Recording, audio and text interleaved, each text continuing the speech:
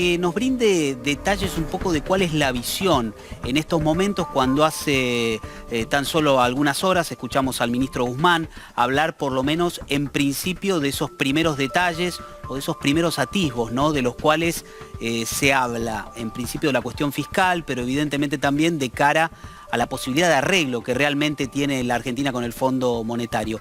Nicolás, bienvenido a IP Noticias. Un poco, ¿cuál es el parecer de la izquierda en visión a todo lo que va a acontecer seguramente en las próximas semanas? ¿Qué tal? ¿Cómo estás?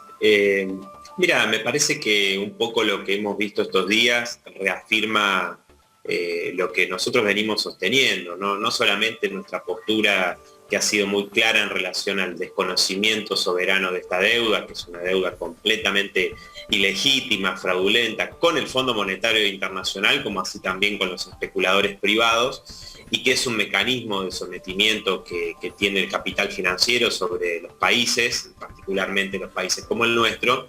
Me parece que esta exposición que hizo el ministro Guzmán y lo poco que hemos conocido, muestra que realmente las exigencias para pagar esta deuda, que además es impagable, ¿no? Son enormes, de mayor ajuste sobre el que ya se viene haciendo sobre las espaldas de las mayorías trabajadoras, ¿no? Con una fuerte caída del salario, es decir, desde el gobierno de Macri, pero luego también bajo este gobierno, la pérdida del poder adquisitivo del salario, de las jubilaciones. Creo que ha sido una constante, bueno, la enorme inflación, que de esa manera licúa los ingresos de las mayorías trabajadoras. Y bueno, me parece que lo que se está viendo es algo que nosotros decíamos, es decir, la deuda es impagable. Fíjate que el ministro Guzmán hace una cuenta, dice, bueno, si tuviésemos que pagar todo tal cual estaba establecido en el 2022, tendríamos que pagar, creo que 2022, 2023 tendríamos que pagar alrededor de $20.000 millones, algo completamente impagable para la Argentina, teniendo en cuenta que lo que quedaron por divisas fueron alrededor de $15.000 millones, que a su vez no quedaron porque se fumaron en el pago de la deuda, en la fuga de capitales, etcétera. Entonces, si por exportaciones al país le quedan $15.000 millones al año y vos tenés que pagar $20.000 millones, bueno, está claro que eso no cierra bajo ningún punto de vista.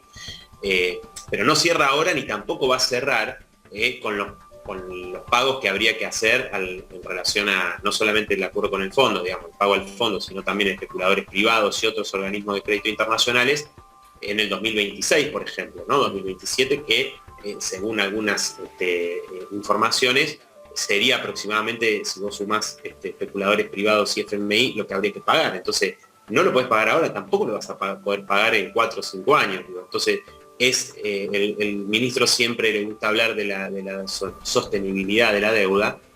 Bueno, no es sostenible desde ese punto de vista, a no ser que, bueno, se quiera ir sobre mayores ajustes en lo que hace a la salud, a la educación, de todas las necesidades que están hoy postergadas de vivienda, ¿no? De la enorme cantidad de personas que siguen en la pobreza, en la indigencia. Bueno, ¿cómo salimos de esta situación? Nosotros venimos insistiendo como punto de partida el desconocimiento soberano de la deuda, obviamente con un conjunto de medidas. ¿Podría el gobierno tener esa actitud? Digo, la que no va a ocurrir, porque si vos hablás de un desconocimiento, evidentemente también tenemos que ir al camino del posible default, es decir, bueno, no vamos a pagar esto y esperaremos hasta que de nuevo arranquen las negociaciones. Vos hablabas también de un 2027 como año tentativo para decirte recién ahí tendríamos que pagar algo. Entonces, esperar, ¿sería una solución, por ejemplo, conseguir digamos, todos esos meses, esos años, para que recién ahí tengas que poner algo de plata? No, bueno, por eso son cosas que todavía no están claras, es decir, cuántos serían los años de gracia. Yo me refería a los montos que habría que pagar en esa fecha con una renegociación, inclusive sumando al pago de Fondo Monetario Internacional con los especuladores privados.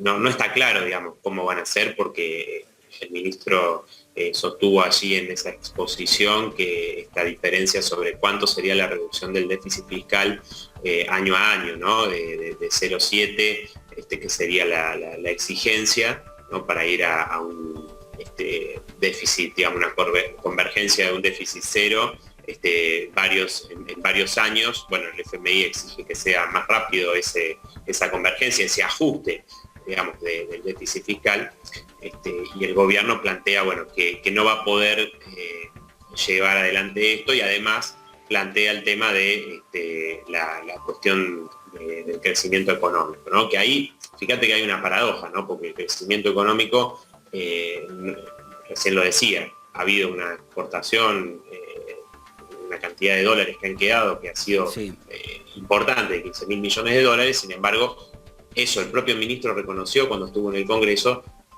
se dilapidó, insisto, en en los pagos de deuda, en lo que significa la fuga de capitales, las maniobras que hacen exportadores, importadores también.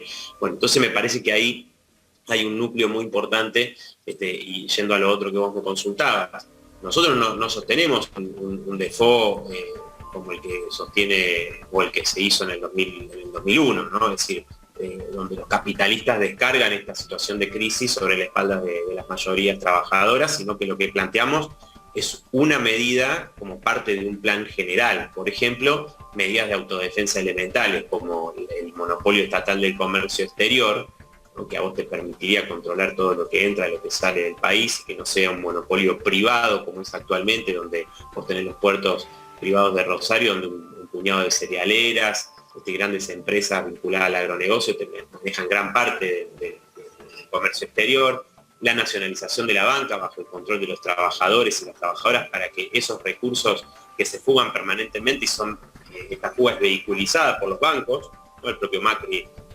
lo señaló de esa manera. Bueno, que eso no suceda. Bueno, hay una serie de medidas, obviamente el aumento del salario, jubilaciones, una serie de medidas que apuntan a esta autodefensa nacional, porque obviamente nosotros no somos ingenuos, sabemos que una medida de desconocimiento soberano generaría un rechazo en sectores de poder, en Estados Unidos y demás. Ahora, también sabemos que generaría en América Latina una simpatía importante, porque sería, es decir, queremos terminar con este sometimiento, ¿no? América Latina, una de las regiones además donde de mayores desigualdad y donde más impactó la pandemia, donde más aumentó la desigualdad. Me parece que inclusive hay una situación excepcional, ¿no? Que está atravesando el mundo y la región particularmente, como para decir, bueno, basta de este mecanismo de sometimiento que lleva muchísimos años, por supuesto, décadas, y que nos trajo hasta acá. Fíjate que hubo como más de 20 acuerdos con el Fondo Monetario Internacional con la Argentina, y fracasaron esos acuerdos. Y la historia, sí, lamentablemente vuelve a repetirse, y en este caso con quienes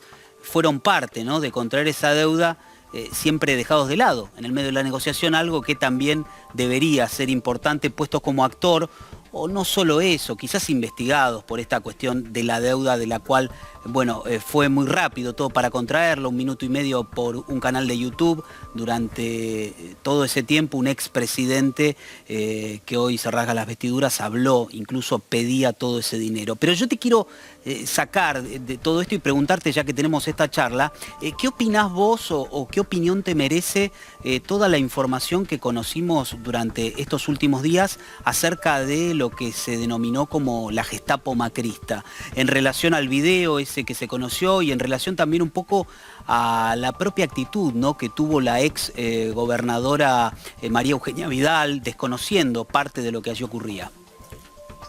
Bueno, eso evidentemente que no se puede desconocer, no solo por los videos, sino que en su momento, bueno, nosotros particularmente estuvimos apoyando mucho a los trabajadores y trabajadoras de Astilleros Río Santiago. Recuerdo. Y bueno, recuerdo que la persecución, la instigación constante, las campañas de prestigio, bueno, eso está también documentado, ¿no? Como permanentemente esto que dijo, que se dijo de la Gestapo sindical, ¿no?, para perseguir a los sindicatos, dirigentes sindicales y demás, más allá del Pata Medina y muchos otros dirigentes sindicales que, bueno, la izquierda obviamente los combate y padecemos su corrupción, sus patotas, etcétera, porque luchamos por una democracia de los trabajadores, obviamente en cada una de sus organizaciones, pero creo claramente que esto te demuestra la práctica que se utilizó bajo este gobierno y también que los servicios de inteligencia,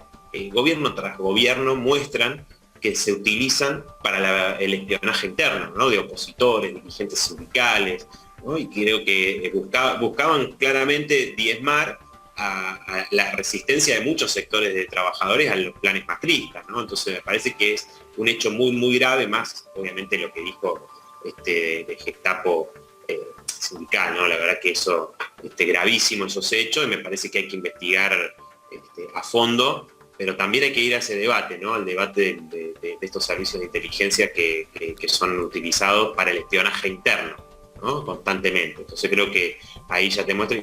Y bueno, Mauricio Macri tiene una larga trayectoria en esto, ¿no? También lo vimos en la ciudad de Buenos Aires en su momento.